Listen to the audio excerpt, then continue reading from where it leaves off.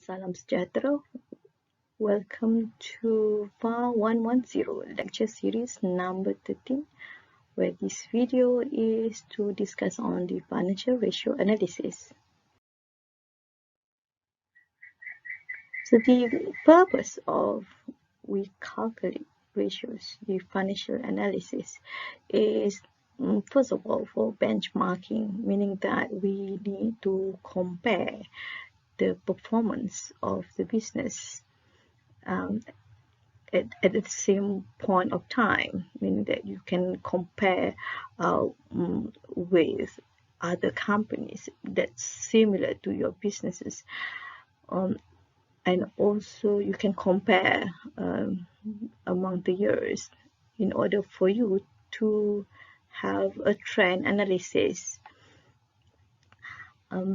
And also another purpose for ratios is acting as the monitoring tools for the company to identify whether the company has any weaknesses or any strengths that need to be upheld in the business.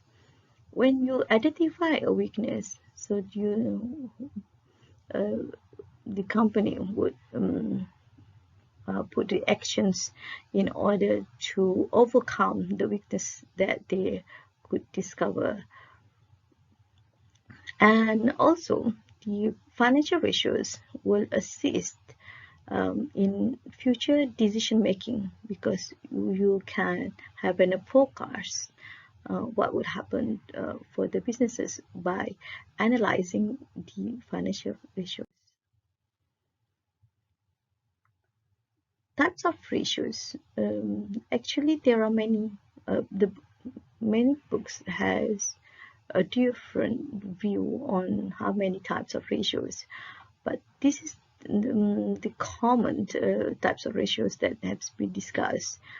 First of all, ratios that belongs to liquidity, where the liquidity part are the ratios explaining the ability of the company turn their asset into cash in order to pay the short-term obligations. So any asset in the current assets that can be turned into cash, or in order to pay out the liability, the current liability in the short terms. And another types of ratios belongs to profitability windows, where this profitability is analyzing how worthwhile the profit has been earned by the company compared to certain certain data. For example, profit compared to the sales that they made. Another types of ratios is efficiency. This part where we can analyze the management efficiency, ability to run the business, because normally big companies will lift out the management of the company to other people, and so the owner and the management are separate people. So you can calculate ratios in order for you to look into the efficiency of the management, how they manage the business. Solvency part is to overseeing how well the company in making the company is run in the future, meaning that how solvent the company, how good the company has an asset compared to the debt that it has. Usually the solvency look into the long run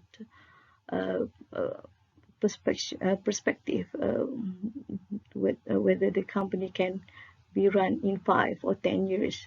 Well, this is the solvency Right. And the capital market, this is especially for the company that trading their shares over the market, for example, in Malaysia, in Bursa Malaysia. So they will look into the performance of the shares to the profit making of the companies. So normally, capital market is being calculated in order to predict how well the company would earn in the future in terms of trading the shares.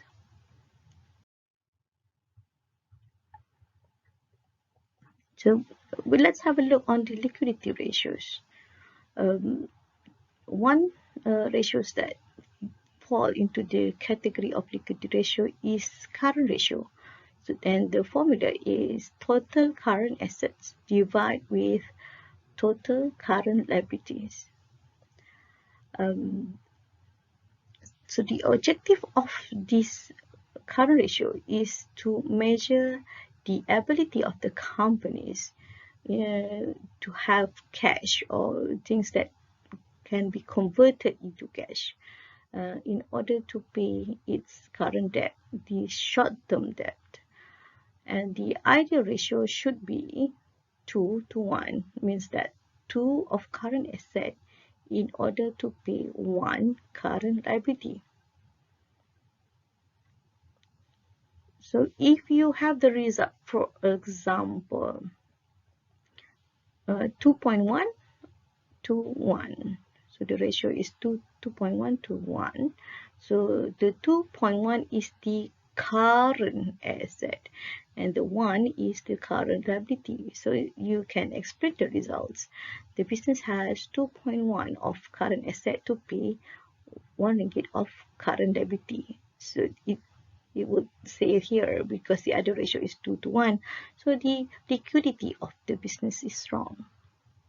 If your current asset is less than current liability, for example, the ratio shows that 0.5 to 1 means that 0.5 50 cents of current asset compared to 1 ringgit of current liability. So the business has only 50 cents of current asset to pay 1 ringgit of current liabilities. So they have less than asset to pay the short-term debt. So this liquidity is weak. The next ratios that falls under the liquidity ratio is acid test ratio. Some books use the word of quick ratio. Quick ratio or most liquid ratio. So the acid test or quick ratios formula is the total current asset deduct with closing inventory and deduct with the prepaid expenses. And from this amount, they will divide with current liabilities. So the current asset need to be deduct with closing inventory because inventory is a bit difficult to be turned into cash. Because the acid test ratio calculate the most liquid asset can be turned into cash so that they could cash it to pay the short-term liabilities. So the inventory, you cannot force people to buy your inventory.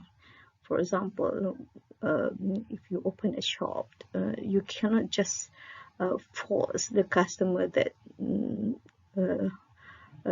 passing through your shop. You cannot force them to buy your product, your inventory.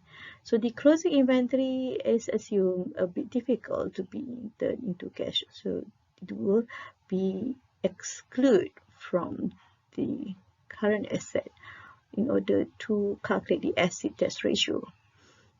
The other items in current asset is prepaid expenses also viewed as difficult to be turned into cash, because the prepaid expenses, the money that you overpay to somebody else. For example, you overpay to Tenaga Nasional Berhad, paid your electricity bills. You cannot go to TNB counter and ask them to return your money because you overpaid.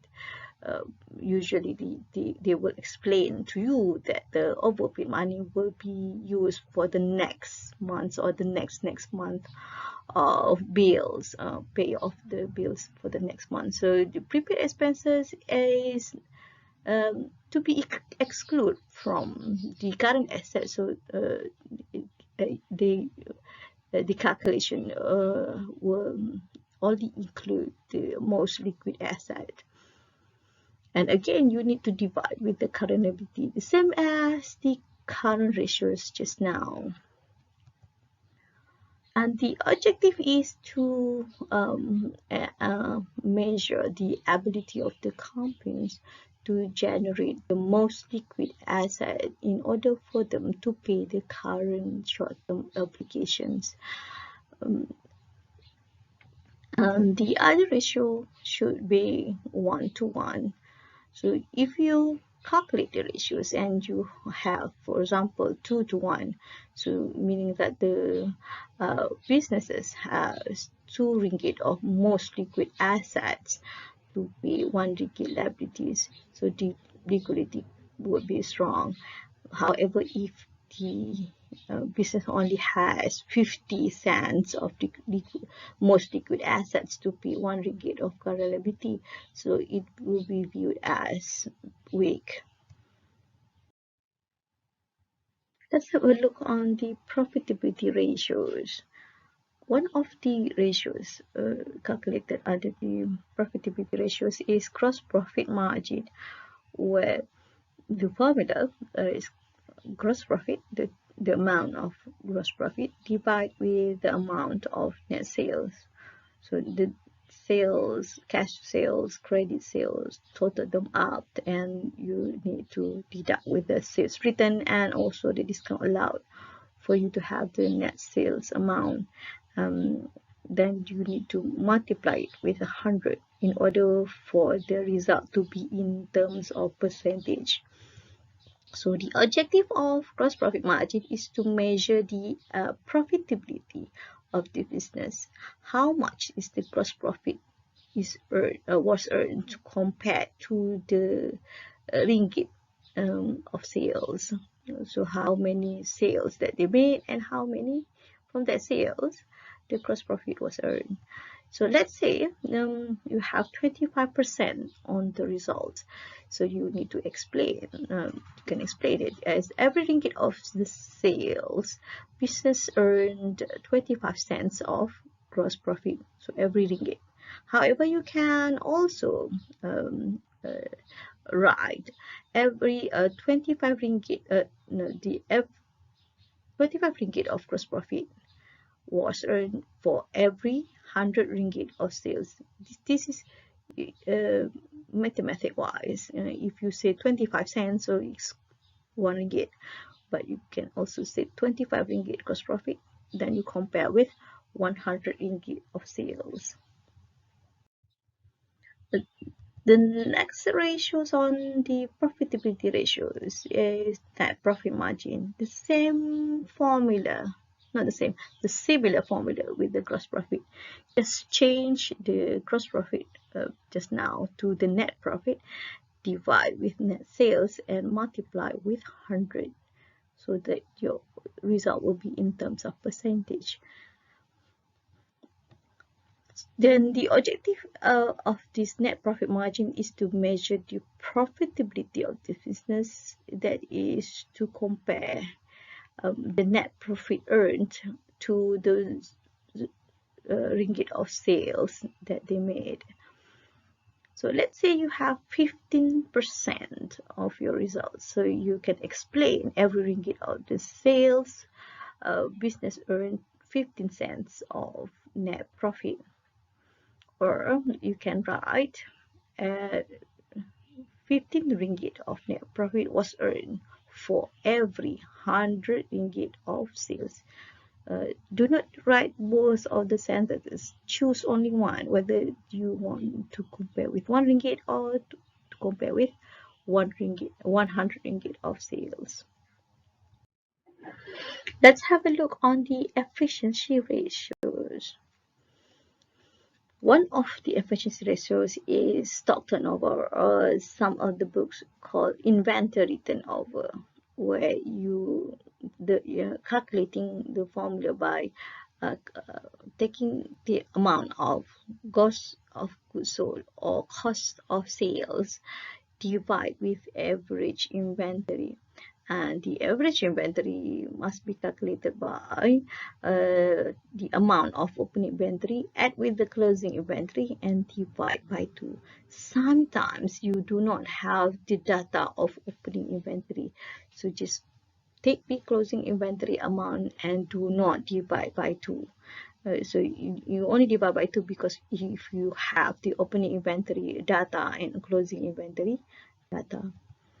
And the objective of stock turnover, inventory turnover, is to determine how many times the inventory is replaced in a year, so that you can assume the management able to say the inventory well. The higher figure or the higher times of the inventory turnover is actually the better, but depends on the businesses, the nature of the businesses. If you sell vegetables or meat, that is a perishable goods, so the ability to sell is meaning that you need to replace your inventory in daily or 2 days, or the most is 3 days. So you cannot keep more than that to your inventory. You need to replace it anyway. However, compared to business of selling furniture, the furniture is durable goods. You normally do not replace all your inventory in daily or in 2 days. Normally it will take 2 or 3 months to replace all your inventory, and your ability to sell also less compared to if you selling the vegetables. So it depends on the nature of the businesses. So the explanation of the result, let's say you have calculated the result is 4 times, meaning that the business is able to replace the inventory 4 times in a year, meaning every 3 months the inventory has been replaced with the new ones.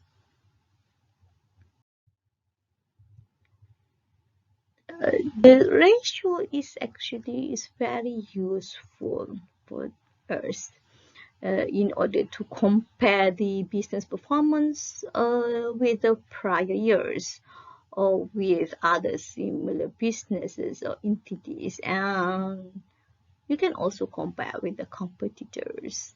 So look into, let's say, the net profit margin. Can you compare with other competitors, how you are making profit compared to them, or you can compare with last year or the last 2 years, or you can making the trends, how the trends of your net profit margin. And also it's useful for the supplier to evaluate the customer's ability to pay. So the supplier will calculate the liquidity ratios, because the supplier would like to know whether that customer can pay the short-term obligations. For potential investor, they will evaluate how the potentials of the business in the future. They can make a forecast. There are some theory to use, using the ratios and then making the future or forecasting the performance of the business. For loan provider or the fund provider, for example, banks or financial institutions, they use ratios to evaluate the business ability to pay in the long period of time, because normally they will give you loan to pay in 5 years time or 10 years time. So they need to identify whether the business can run that long, able to pay the loan, the principals, and also the interest over the 5 years or the 10 years that they agreed. However, the ratios has their own limitations, because the ratios itself is not a stand-alone evaluator, means that you need to compare with other years or compare with other competitors or compare to other similar business entities. You need to compare them. So standing alone, I mean, you calculate for that particular year only, is not useful enough for the ratios.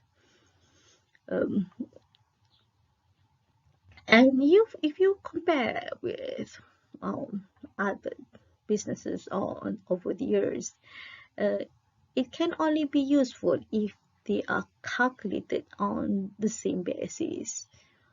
For example, you need to compare the net profit margin with the net profit margin. You cannot assume that gross profit margin can be compared with the net profit margin that we do. So the comparison is must based on the same basis. And the ratios are based on historical data, not the current one, because you use statement of financial position data and statement of profit or loss data. So those are the numbers for in the past. So it's a historic data. You can make the forecast, but it's not really definite. You just assume or forecasting for the next the future or the current one. So the last year data is not necessarily portrayed in the current market. And the ratios exclude the external economic factors, for example, the recessions, like 2020. The economic downturn is so huge. Most of the business cannot run for 2 months, so you cannot compare the inventory turnover in 2020 compared to 2019 or 2018. You cannot do that because of the economic change. And also economic factors of inflation. The price has been changed, so inflated of price. So these economic factors actually distort the usefulness of the ratios. And also the ratios exclude human element of the firm. You cannot identify the efficiency of the human itself. For example, let's say you calculate the inventory turnover. It does not show you actually hire the more efficient people to handle your sales or handle your inventory, because it's not explained in the ratio itself. And if you want to calculate ratio for small businesses and compare with the other similar businesses, it's quite impossible because normally small businesses are reluctant to share their data with other people. So how you can compare?